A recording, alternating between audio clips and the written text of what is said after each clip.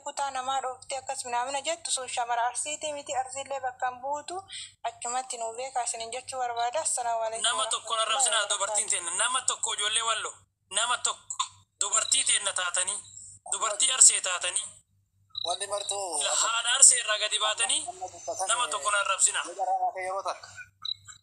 Amma daqiiqaa muraasa dubbadhu ishee itti jirru amma gara maraayyuu nageenya labsaa jirra. Nageenya jibbinu nageenya hafu. Isinillee akka dhaamsaatti shamarran ta'e akkasi komandootti kana booda komantii badaa komantii fokkataa waa'ee wallollee dhabamsiidha dhaaba. Warrillee akkuma ammaa keessa walla jiruufaatti yoo nagaa barbaadan gara maraayyuu gabbaa'ee nagaa labsa. Nuti laal amma yoo jaarsumaallee ilaalame wanti kalaala. Akka amma jarri bakkan taa'edhaa dhufanii naman taa'e dhufanii kuni amma duuba nu deebisa ammallee maali jennaan namni martuu malaayikaa miti. Jarris nama nutis nama akka dhiiraa lollee walitti garsiifne amma wal qixa jirra araarri kan dhugaa bu'a taanaan namni agartee haa jibbuun jiru yoo sheexaana taate malee. Kana waan ta'eef amma marti keessanuu kan dhuftan waa'ee nageenya abuu irratti tokkotu godha. Maaliif jennaan dhugaadha miskiin gara maraayyuu miidhamaa jira. Miskiin namootu gartee jingi walloon kun meeqami kana marrabsaa yeroo salaasii hin agarreen. Nuti akka arsiisitti akkasi komandotti kaadhaas nu dhagaa. Amma dhiiguma keenya akka gorfaatti ramnu dhabne lafatti nu qaban jennee eeggatutti jirra. Nama re'ee dalagatu. Barkanaa jedha amma nagaa labsaa gara maraayyuu nageenya labsamu miskiinni akka hin daranamne nuti fakkeenya isin haa ta'an akka dhaqunoo mucaan ijoollee xiqqoo san nyaachisoo baasee kunoo qajeelchaa jira san sayirraa fakkeenya fudhattanii. Wallahi ijoollee arsii waan jabaa hojjetaa jirti wallahi samoonni kan. Kanillee akkasii gadhiisan. Mucaan akkasii fidisan isinillee sayirraa laalaa waan qara dabre amma har'a doorii irratti ijoollee wallooti akkuma kanatti fiddeela. Ijoollee wajjin dalatu dhaqaa namni biraa irraa waa jeetti ergeetti ijoolleen ati gotta jettee noo feete. Barsan arraba qara dabrellee isinillee warra fidanii akka inni goota jedhe namni gaafa walitti aaree gabba'e wal arrabsa muka walitti kaaya. Amma wanni dabre dhageeffadha. Waan jaarsonni jettu fudhannee dhageeffadha. Amma miskiina murtii miidhamaa jira. Jaarsummaan of lallabame har'a amma silaa kaleessa suma xaraara dhiigeetu of lallabame. Ani amma miidiyaarra amma reefu bahe jaarsummaan of lallabamuutti jira silaa araara kaleessitu dhiige. Waa so tokkoffaasi barakiidha. Waliin dhootti doon hafisii wajjin nyaanne. Labsiin adda taree kalee dhugaadhaan diinee kalee akkamitti araara hin ta'u.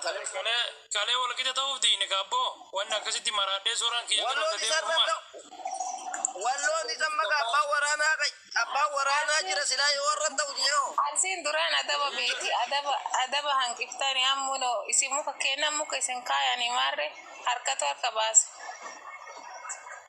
Barammaa satabaan hin taane egaa walloon agartee akkam ta'eef araaraa irra hin jiraatu egaa walloon araara rabsutti hin agarre nama araara rabsu kan ammumaan isin. Akka tokko maqaa haadha siiqee waan jedhamu tokko nurra kaa'e hagamni Oromoo miira keessa galtee sirna sannaa kennite beektani. Kanama wajji rakkadhe maqaa kan wajjinillee namni na dhaga'u hin jiru humnaan qabu fooloon qabu amma gabaabumatti wanni an jechuu barbaadu. Lakki qoosamaaf jedhee an tiktokiin dhiyoon irraa gubate feemasuma jiddu galeettiidha laal amma wanni gootan obboleeyyanti gaama banatee haasaa amma wanni goonu ilaa shamarran tiyyaa ilmaanaa yaa qaqqaalee arraballee baasa akka feetanuu ta'a ilaa wanni gootan jalqaba shamarran nagaa labsaa araara labsaa haga dandeettan ila haga dandeetta maaliif akka jedha beektani gamaallee gamanaallee tokkoof tokko dubbiin baqa wal qixxoofneerra gabaabumatti tokkoof tokko taaneerra gooliin tokkoof tokko walitti galee jira dhugaan hundi keenya hadhoofnee turre ani nama nagaa labsu kun wallaahi Ahmad torbaan kana keessa waan keessa ture anumaaf ana beekaa ijoollee wallollee na beetti amma garuu dubbiin tokkoof tokko eegataate nagaa barbaanna araara barbaanna obboleeyyan kenna miira keessan harkaa galaniiti faaruun garmalee keessattuu hoggaa lamaan kanaa as faaruun xiqqootti baay'attee nu jalaa nu harkaa fincilan malee obboleeyyan kenna dhiiga kenna ilmaan bareentumaati isaan miidhuun barbaannu nagaa barbaanna jechuu barbaada. akkisii kanatti yaada gabaabsaa namni hundi haasa'e nama baay'ee argate gasti akkisii kanatti yaada gabaabsaa laala.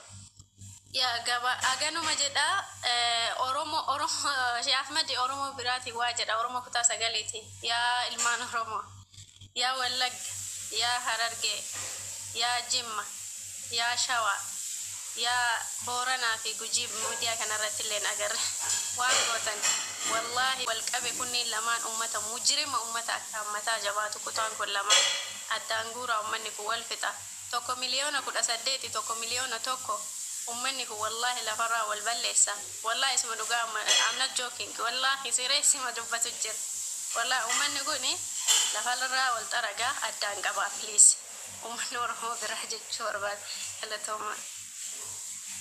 Galatomi Madina.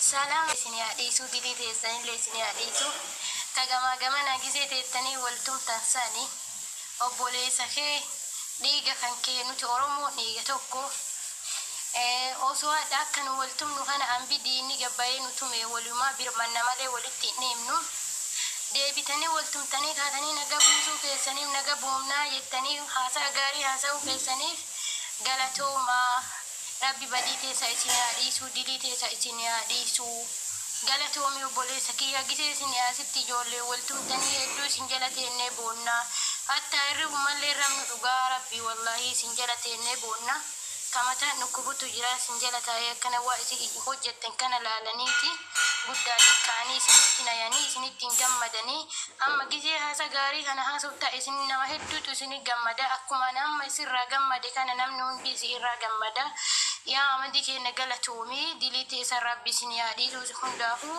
haga humna teessaniitiin naga'uma labsaanuu fiiga tokko foon tokko nu oromoo waliin nyaannu akka saree wal nyaata malee namni waliin nyaatu deebii nuti musliima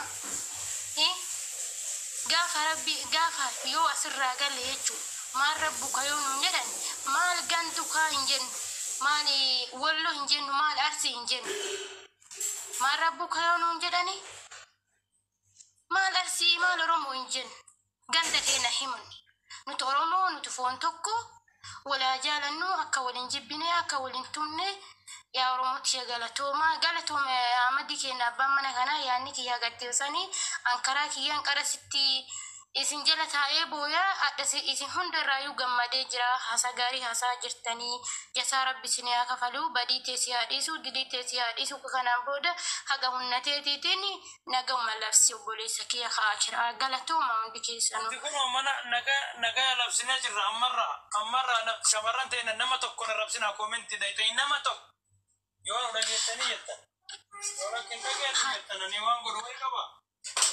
haa arrabsanii irra laallatina warra koomentii isi arrabsullee harka isaatii waan barreesse guyyaa qiyaamaa isatutti gaafatamuuf deema arraba isaatii waan dubbate guyyaa qiyaamaa isatutti dubbatu itti gaafatamuuf deema. Jala teettaniif hin jiru harka waan irra kaa'attanii harka areeda irra kaa'attanii dhayitanii waan xaafaa ooltaniif hin jiru. Dhiisa. Inni galee waan rabba kan isin galee kan hin beekan. Akkasii amadii kiyya galatoomii.